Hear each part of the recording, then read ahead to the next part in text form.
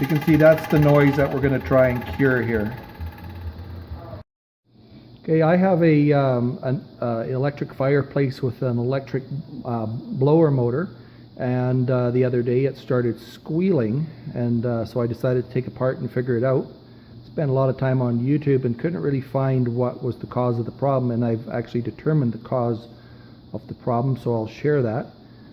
It's running right now. The blower motor sits on a little shaft at this end here, and it sits on a shaft at that end, and the squirrel cage, I'll just shut that off, is just a little rubber bushing.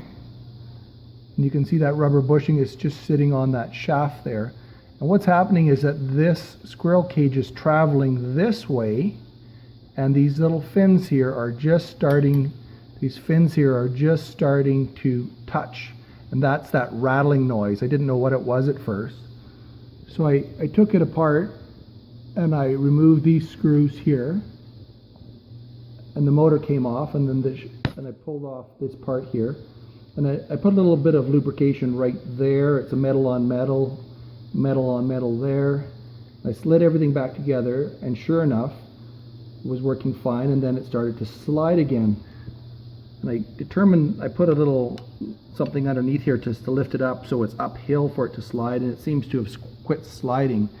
So my next step here is I'm going to take this back off, and I'm going to measure the dimension of that shaft with my calipers, and I'm going to get this type of clip right here to match, and this is a push-on clip, and I'm going to slide that back over that clip and then push the squirrel cage back on. So I'll be back with you once I've got that piece, and we'll see that will stop this squirrel cage from traveling into the edge and making that noise. You can see that's the noise that we're going to try and cure here. Okay, so I'm just going to quickly take the motor off here. Yeah, you put me on the rod. Okay, I'm just going to take this motor off. A couple bolts, that's all.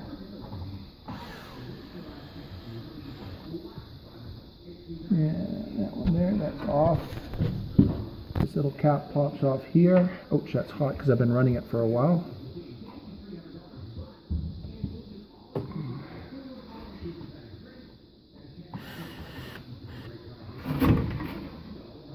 Pull that little end off. Ouch, I'm going to have to do that later. Anyway, that's just going to pop off. Ouch. I'm running with the heater on. Transformer's pretty hot. Okay, we'll come back later. So that was pretty hot. Anyway, I took the two bolts out, which go in there and there, and I just extracted the shaft, which I'll show you in just a second. And the squirrel cage is right here.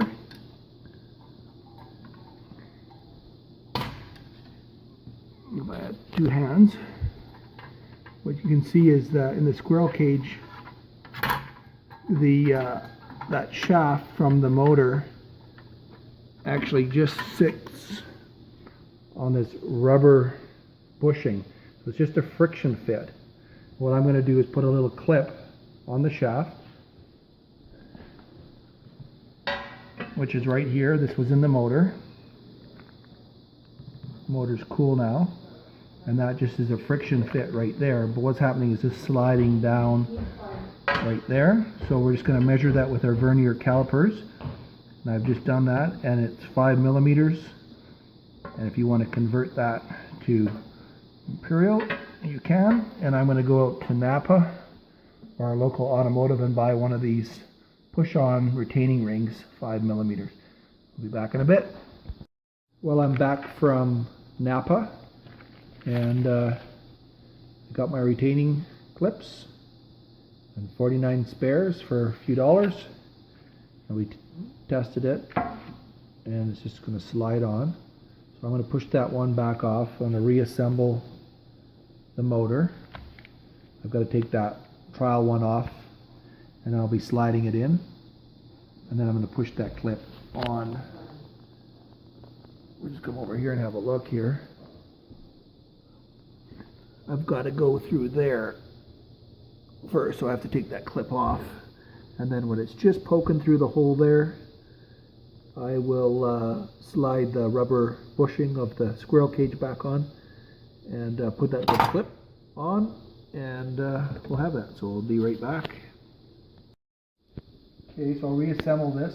I did right in there put a little bearing grease, and I did put a little bit of wheel bearing grease just in there. They're just otherwise it's metal on metal. So what I'm going to do is slide this in here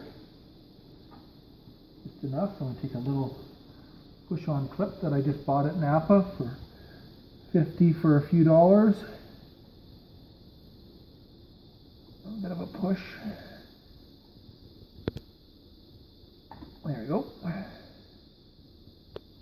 Now I just want that just enough. Now I've got to get my squirrel cage back on, so I guess I didn't want to go in that far yet. And I'll drop that in this end here.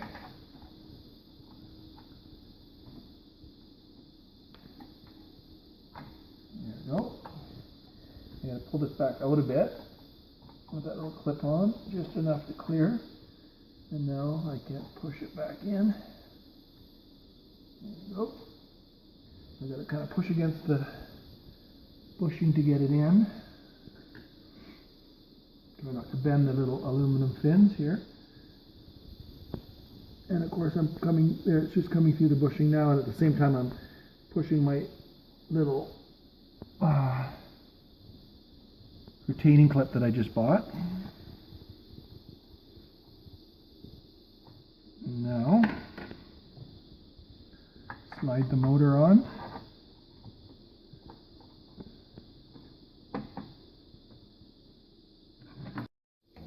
Okay, I've got the motor on, back attached, and you can just see the retaining clip that I've put on right there. And what I'm going to do is just push that slightly in there in a second. So what I want to do is have my fins, a bit more of a gap there, and at the other end this to be pretty tight, right there, very tight. It wasn't rubbing there. So now I'm testing the fan, and you can see the little spring clip just sitting there spinning. The distance there before we had the problem with the fins hitting the housing.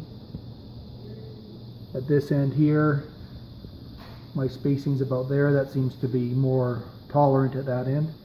And I'm just going to let it run for about 25 minutes and see what happens. And hopefully this helps you get your blower motor back in good shape. And I hope you enjoyed the video.